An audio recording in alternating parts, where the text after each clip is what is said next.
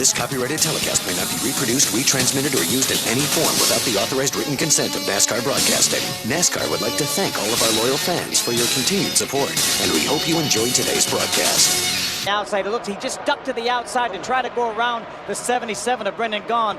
Lost control of that truck, made some contact. You see the smoke. He needs to bring that truck to pit road. Oh, we got a spin in 4. Is that Todd Bodine? Big wreck. Not Todd Bodine. There's Jack Sprague in the front right here. There's Jack right there. Team Australia, that is Marcus Ambrose, I believe, in the 20 that got spun initially, but we see Jack Sprague turned around on the front stretch. Yeah, I was watching that yellow out of the truck off. Watch this, Phil. There the tire goes. Wow. Look at the damage to that truck.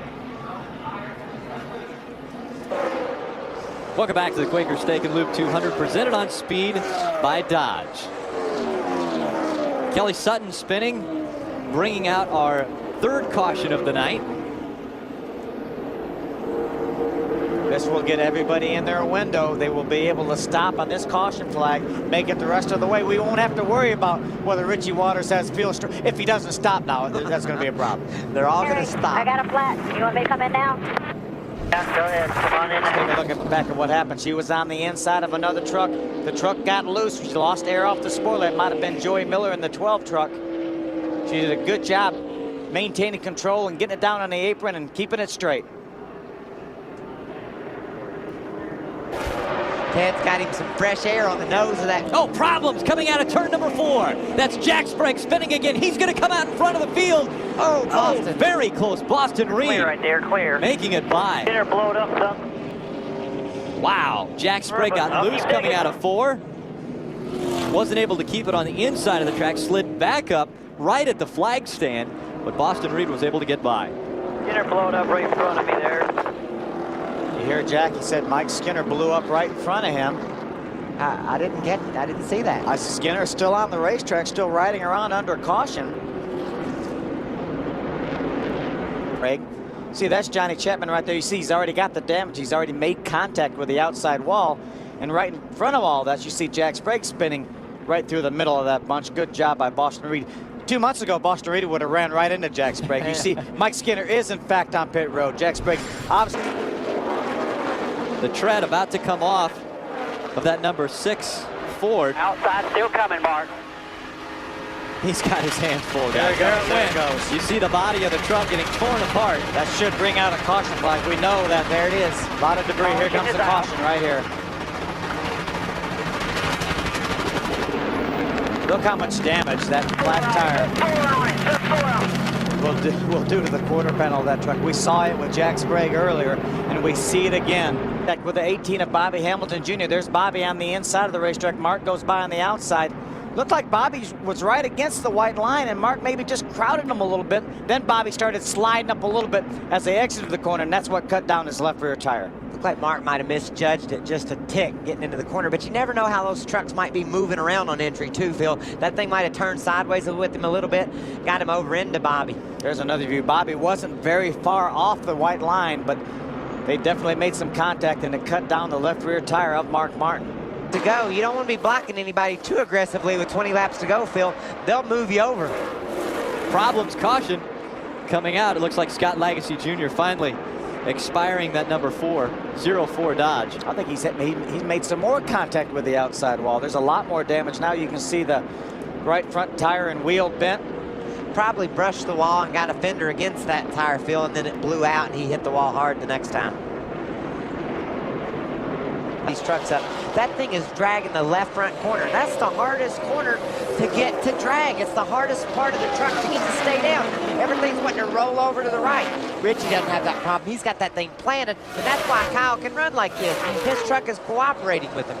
Nice and smooth in the 3. Don't give up that line. Don't give up. Eric Almirola, our top rookie running tonight, just behind the 14 of Rick Crawford. And Eric has had a tough day. Boy, in qualifying, got spun around, but was able to have a good qualifying performance. Now the battle for second. Terry Cook trying to hold off Todd Bodine. Krista. Guys, Todd Bodines run so impressive. I know he has those great numbers at mile-and-a-half tracks, but remember, he came in on lap 6 because his truck was so loose they had the hood up. Then on that stop on lap 87 when they took 4 tires, they slid way back in the field because they had a lug nut fall off. He has definitely worked his way through traffic and doing exactly what we expected him to do, run up in the top 5 again at a mile-and-a-half. Look at the balance, almost about to fall off of the front of this number 51 Chevrolet. 5 to go, 5 to go. Little piece of aluminum, it looks like maybe he's been dragging that left front, Michael, as you mentioned a while ago, and there's probably a little piece of aluminum underneath that, and whatever it was there is gone. It fell off. Man. He wore it off. Race car drivers, I'm loving watching that truck go around the track. It's an engineering feat what Richie's accomplished with that thing. He's got it tucked down in the front, and he's going to town. With 5 laps to go, does that become a caution with debris on the racetrack? Not yet.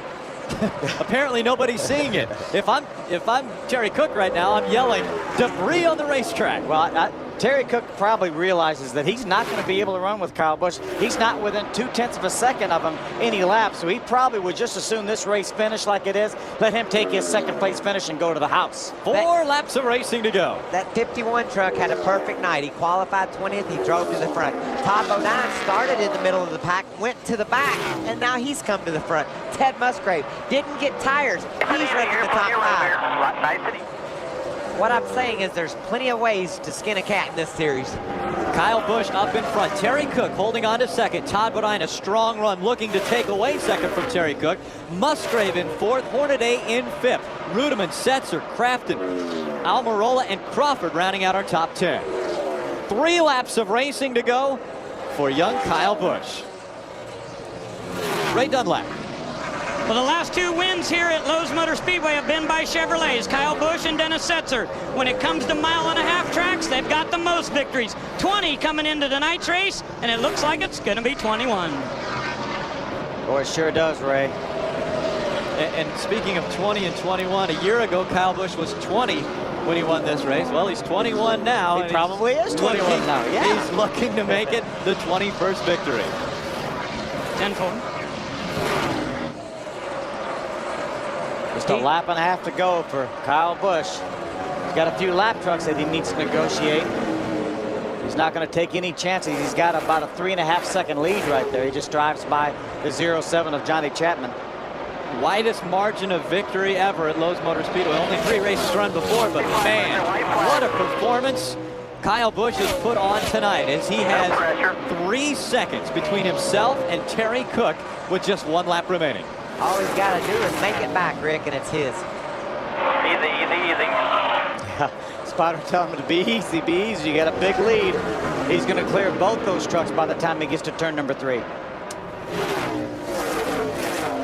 Through 3 and out of 4, here comes the 51 of Kyle Rowdy Busch winning at Lowe's. Hell yeah, boys, that's it. Woo-hoo-hoo! Schooled them today. That's for sure. They did school him. They had a great battle between Dennis Setzer and Matt Crafton for the 7th position. Looked like Dennis Setzer just barely was able to hold off Matt Crafton. Another top 10 for Matt Crafton, though. Impressive run for Matt Crafton. Another good run for Dennis Setzer. Eric Darnell able to sneak into the top 10 past Rick Crawford on the very last lap. Got his 3rd top 10 finish of the year. How about the teamwork between Richie Waters? You guys are awesome, buddy. Thanks for everything. I'm out of words. I don't even know what to say. This is awesome. That's Billy Ballou right there, team owner. Won 3 races last year with this combination, and this is the first time Kyle's run this year. Win number 1.